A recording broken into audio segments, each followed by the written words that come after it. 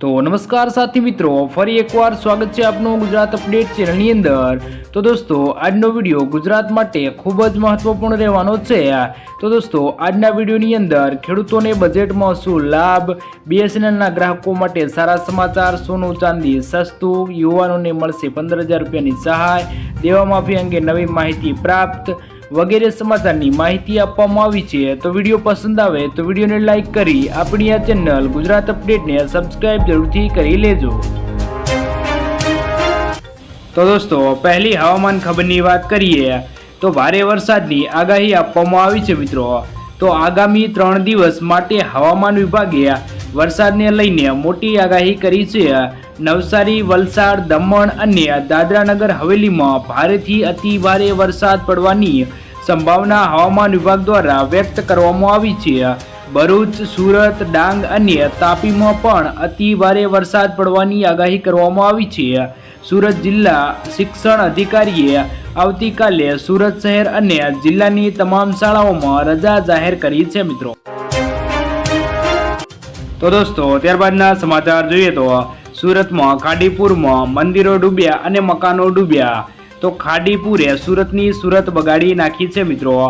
તો ગાડીઓ ડૂબવા લાગી છે, મંદિરો ડૂબવા લાગ્યા છે, મકાનો ડૂબવા લાગ્યા છે, શહેરમાં હોડીઓ ફરતી થઈ છે। તંત્ર દ્વારા નીચાણવાળા વિસ્તારોમાંથી લોકોનું સ્થળાંતર કરવાની પણ કામગીરી કરવામાં આવી રહી છે। તો લોકોને સાવચેત રહેવા માટેની અપીલ કરવામાં આવી છે। જોકે હવામાન વિભાગ દ્વારા ફરી એક નવી આગાહી પણ કરાઈ છે। હજી ભારે વરસાદની સંભાવના વ્યક્ત કરવામાં આવી છે। તો દોસ્તો, ત્યારબાદના સમાચાર જોઈએ તો ચાંદીપુરા વાયરસથી ચેતજો। તો રાજ્યમાં શંકાસ્પદ ચાંદીપુરા વાયરસના કેસોની સંખ્યા 100 પાર પહોંચી ગઈ છે। શંકાસ્પદ ચાંદીપુરા વાયરસના રાજ્યમાં 101 કેસ નોંધાયા છે, જ્યારે ચાંદીપુરાથી રાજ્યમાં 38 દર્દીઓના મોત થયા છે। 101 શંકાસ્પદ કેસોમાંથી 22 કેસ પોઝિટિવ આવ્યા છે। કેસમાં નોંધપાત્ર વધારો થતાં રાજ્યભરમાં 24,882 ઘરોમાં સર્વેલન્સની કામગીરી હાથ ધરાઈ છે। આ વાયરસ ગામડામાં લીંપણમાં રહેતી માખીને કારણે ફેલાય છે। જે લોકોના ઘરમાં લીંપણ હોય તે લોકોએ તેમના ઘરમાં લીંપણને ઉખાડી દેવું જોઈએ તેમજ આ માખીનો નાશ કરી દેવો જોઈએ મિત્રો। તો દોસ્તો, ત્યારબાદના સમાચાર જોઈએ તો બીએસએનએલના ગ્રાહકો માટે આવ્યા સારા સમાચાર। તો જીઓ અને એરટેલ રિચાર્જ દરમાં વધારો કરતાં ઘણા ગ્રાહકો બીએસએનએલ તરફ ખેંચાયા છે, પરંતુ તેમાં 4G ન આવવાના કારણે તેઓ નિરાશ છે। આવા લોકો માટે બીએસએનએલ સારા સમાચાર લાવ્યું છે, ખાસ કે 4G સદૈવનો આવતા મહિને શરૂ થશે અને એક સપ્તાહમાં દેશના વિવિધ ભાગોમાં 1000 ટાવર ઊભા કરવામાં આવ્યા છે। બીએસએનએલનો લક્ષ્યાંક 4G અને 5G માટે કુલ 1.12 લાખ ટાવર ઊભા કરવાનો છે અને અત્યાર સુધીમાં 12,000 ટાવર ઊભા કરવામાં આવ્યા છે મિત્રો। તો દોસ્તો, ત્યારબાદના સમાચાર જોઈએ તો અમદાવાદીઓ બહાર જતા પહેલા વિચારજો। તો દોસ્તો, અમદાવાદમાં આજે રિક્ષા અને ટેક્સી ચાલકો તમને રસ્તે ફરતા જોવા નહીં મળે, કારણ કે અમદાવાદના 2.5 લાખ રિક્ષા ચાલકો અને 80,000 ટેક્સી ડ્રાઈવરોની આજે હડતાળ છે। ટેક્સી ડ્રાઈવર્સની માંગ છે કે સફેદ નંબર પર ગેરકાયદેસર એગ્રીગેટર કંપનીઓના શહેરમાં ધમધમાવતા ટુ વ્હીલર બંધ કરાવવામાં આવે। ઉલ્લેખનીય છે કે આ કારણે રિક્ષા ચાલકો અને ટેક્સી ડ્રાઈવરને ગાંધી ચિંધ્યા માર્ગે આંદોલન કરવાની જાહેરાત કરી છે।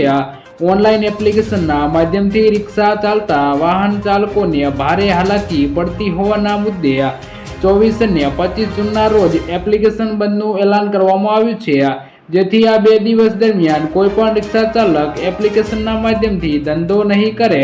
કંપનીઓ દ્વારા રિક્ષા ચાલકો પાસેથી 25 રૂપિયાનો ચાર્જ વસૂલ કરવામાં આવે છે અને ટ્રીપ કેન્સલ થાય તો તેનો ચાર્જ પણ ચૂકવવામાં આવતો નથી દોસ્તો।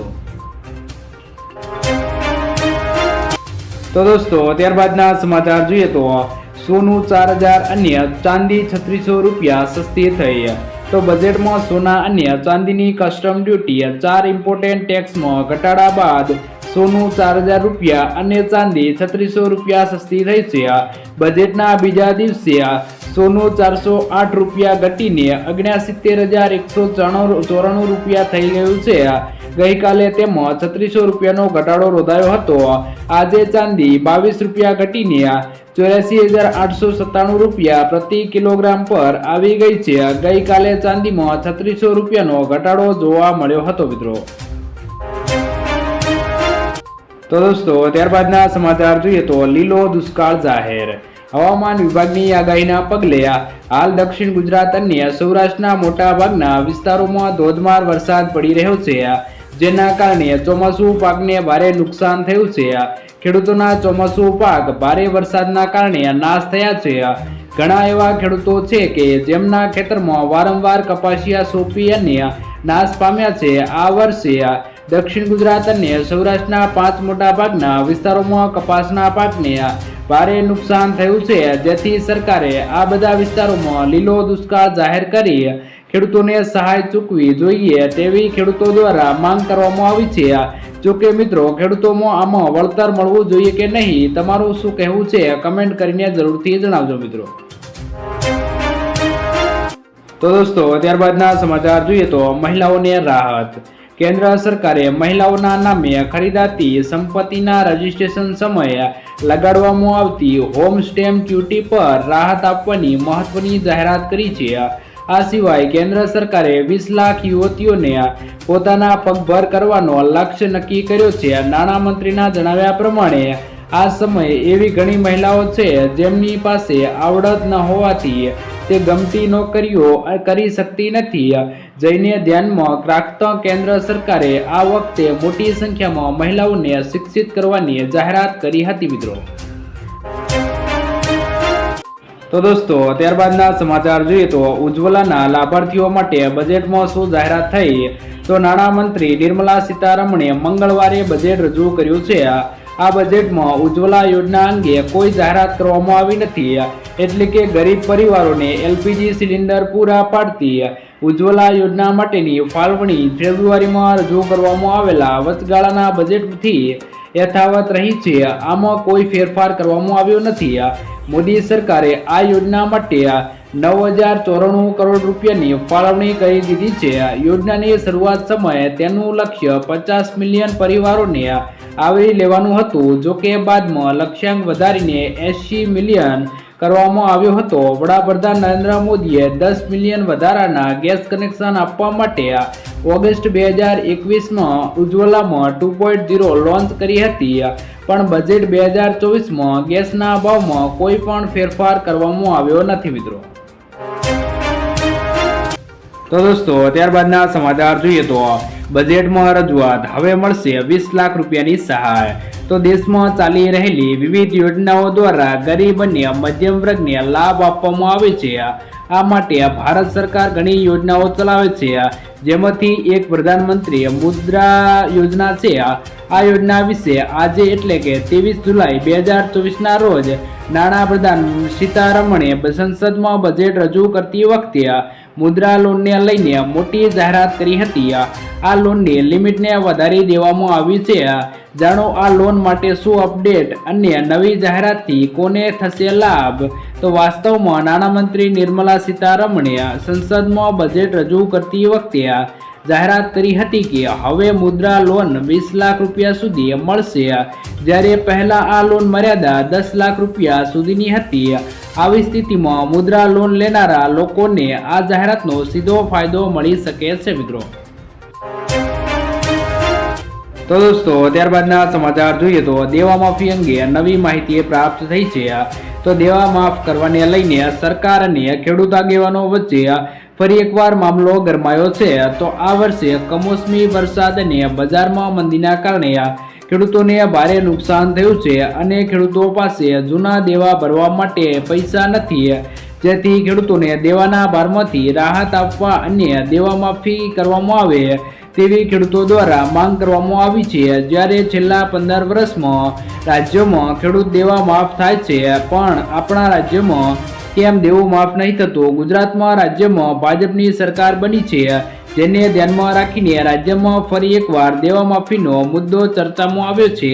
જ્યારે મિત્રો તેલંગાણાની ભાજપ સરકારે ખેડૂતોના 2 લાખ રૂપિયા સુધીનું સંપૂર્ણ દેવું માફ કર્યું છે, તો આપણા ગુજરાત રાજ્યમાં પણ ભાજપની સરકાર છે, તો ગુજરાતમાં પણ ખેડૂતનું દેવું માફ થવું જોઈએ. તમારું શું કહેવું છે? કમેન્ટમાં તમારી રાય જણાવજો મિત્રો. તો દોસ્તો ત્યારબાદના સમાચાર જોઈએ તો યુવાનો માટે મોટી ખુશખબર. તો બજેટમાં નાણામંત્રી દ્વારા યુવા વર્ગના લોકો માટે ખાસ જાહેરાત કરવામાં આવી છે. નિર્મલા સીતારમણે કહ્યું છે કે યુવાનોને દેશની ટોચની કંપનીઓમાં ટ્રેનિંગ આપવામાં આવશે, જેના માટે આ યુવાનોને દર મહિને 5,000 રૂપિયાનું માસિક ભથ્થું આપવામાં આવશે. આ માસિક ભથ્થું પ્રધાનમંત્રી ઇન્ટર્નશીપ સ્કીમ હેઠળ 12 મહિના માટે હશે અને યુવાનો આ કંપનીમાં માત્ર 12 મહિના માટે જ ઇન્ટર્નશીપ કરી શકશે. જો કે દેશની ટોચની કંપનીઓએ આગામી 5 વર્ષમાં 1 કરોડ યુવાનોને તાલીમ આપવી પડશે મિત્રો. તો દોસ્તો ત્યારબાદના સમાચાર જોઈએ તો ખેડૂતોને બજેટમાં શું લાભ થવાનો છે તેના વિશે વાત કરીએ તો આ બજેટમાં કૃષિ ક્ષેત્ર માટે 1.52 લાખ કરોડ રૂપિયાની ફાળવણી કરવામાં આવી છે, જેથી કૃષિ ઇન્ફ્રાસ્ટ્રક્ચર મજબૂત થઈ શકે. આ દરમિયાન નિર્મલા સીતારમણે જાહેરાત કરી હતી કે દેશમાં કુદરતી ખેતીને પ્રોત્સાહન આપવામાં આવશે. દેશમાં 5 રાજ્યોમાં કિસાન ક્રેડિટ કાર્ડ જાહેર કરવામાં આવશે. સરકારનું ધ્યાન સરસવ, મગફળી, સૂર્યમુખી અને સોયાબીન જેવા પાકો પર રહેશે અને ગાંજાનું ઉત્પાદન વધારવા માટે ખેડૂતોને સહાય આપવામાં આવશે. તેમજ મત્સ્ય ઉદ્યોગો માટે 5 એક્વા પાર્કની સ્થાપનાની પણ જાહેરાત કરવામાં આવી છે. નાણામંત્રી નિર્મલા સીતારમણે કહ્યું છે કે સરકાર કુદરતી ખેતીને પ્રોત્સાહન આપશે. દેશભરમાં જે પણ ગ્રામ પંચાયત આ યોજના લાગુ કરવા માંગે છે તેને પ્રોત્સાહિત કરવામાં આવશે. આ સિવાય કઠોળ અને તેલબિયાના ઉત્પાદનને પ્રોત્સાહન આપવામાં આવશે, જેથી આ બાબતમાં આત્મનિર્ભરતા વધે. આ સાથે સરકાર ડિજિટલ ઇન્ફ્રાસ્ટ્રક્ચર વધારવા માટે કામ કરશે. 400 જિલ્લાઓને તેના દાયરામાં લાવવામાં આવશે. ખેડૂતોની જમીનને ફાર્મર લેન્ડ રજિસ્ટ્રી હેઠળ લાવવામાં આવશે. કિસાન ક્રેડિટ કાર્ડ વધુ 5 રાજ્યોમાં લાગુ કરવામાં આવશે મિત્રો. તો દોસ્તો ત્યારબાદના સમાચાર જોઈએ તો ભણવા માટે સરકાર આપશે 10 લાખ રૂપિયાની લોન. તો ઉચ્ચ શિક્ષણ માટે 10 લાખ રૂપિયા સુધી લોન રૂપે નાણાકીય સહાય આપવાની જાહેરાત બજેટમાં કરવામાં આવી છે. ઉલ્લેખનીય છે કે જે લોકોને સરકારી યોજનાનો હેઠળ કોઈ પણ લાભ મળ્યો નથી તેઓને દેશભરની સંસ્થાઓમાં પ્રવેશ માટે લોન મળશે. સરકાર લોનની રકમના 3% સુધી આપશે. આ માટે ઈ વાઉચર રજૂ કરવામાં આવશે. તે દર વર્ષે 1 લાખ વિદ્યાર્થીઓને આપવામાં આવશે મિત્રો. તો દોસ્તો ત્યારબાદના સમાચાર જોઈએ તો બજેટ પર રાહુલ ગાંધીનું શું નિવેદન હતું. તો બજેટ પર પ્રતિક્રિયા આપતા રાહુલ ગાંધીએ ટ્વિટર પર લખ્યું છે કે ખુરશી બચાવો બજેટ. સાક્ષી પક્ષોને ખુશ કરવા માટે બીજા રાજ્યોના ભોગે થયેલા ઠાલા વચનો આપ્યા છે. તો મિત્રો ખુશ કરવા માટે આ માટે લાભ, પરંતુ સામાન્ય ભારતીયો માટે કોઈ પણ રાહત નથી. કોપી અને પેસ્ટ કોંગ્રેસ મેનિફેસ્ટો અને ભૂતકાળનું બજેટ, એટલે કે આ બજેટને કોંગ્રેસ મેનિફેસ્ટો અને જૂના બજેટને કોપી ગણાવી છે. તો દોસ્તો ત્યારબાદના સમાચાર જોઈએ તો સરકાર આપશે ફ્રી ઇન્ટરનેટ. તો દેશમાં મૂળભૂત સુવિધાઓ સાથે ઇન્ટરનેટને જોડવા જઈ રહેલા ફ્રી ઇન્ટરનેટ બિલ પર વિચારણાને સરકાર મંજૂરી આપી દીધી છે. આ બિલમાં દેશના પછાત અને ગરીબ વર્ગના લોકોને મફત ઇન્ટરનેટ આપવાની યોજના બનાવવામાં આવી છે. તેનો ઉદ્દેશ્ય એ છે કે દેશના ગરીબો ડિજિટલ ઇન્ડિયાથી દૂર ન રહે, જેમાં સરકાર દ્વારા કોઈ પણ ચાર્જ વિના ઇન્ટરનેટને મફત આપવામાં આવશે. ફ્રી ઇન્ટરનેટ બિલ ગયા વર્ષે ડિસેમ્બરમાં રાજ્યસભામાં રજૂ કરવામાં આવ્યું હતું. રાષ્ટ્રપતિએ ગૃહે આ બિલ પર વિચાર કરવાની ભલામણ કરી છે. આ બિલનું નામ રાઇટ ટુ ફ્રી ઇન્ટરનેટ છે મિત્રો. તો દોસ્તો ત્યારબાદના સમાચાર જોઈએ તો યુવાનોને મળશે 15,000ની સહાય. તો નાણામંત્રીએ બજેટમાં સૌથી મોટી જાહેરાત કરી છે. તેનાથી 210 લાખ યુવાનોને ફાયદો થશે. નાણામંત્રીએ કહ્યું છે કે EPFO હેઠળ પ્રથમ વખત નોંધણી કરનાર યુવાનોને સરકાર EPFO દ્વારા 15,000 રૂપિયા આપવામાં આવશે. એટલે કે 1 લાખ રૂપિયાથી ઓછા પગારની પહેલી નોકરી લાગવા પર સરકાર પ્રથમ તબક્કામાં 15,000 રૂપિયા આપશે મિત્રો. તો દોસ્તો ત્યારબાદના સમાચાર જોઈએ તો બજેટ 2024માં 300 યુનિટ વીજળી ફ્રી. તો નાણામંત્રી સીતારમણે 2024-25માં બજેટમાં સામાન્ય લોકોને મોટી રાહત આપતી એક સ્કીમની જાહેરાત કરી છે.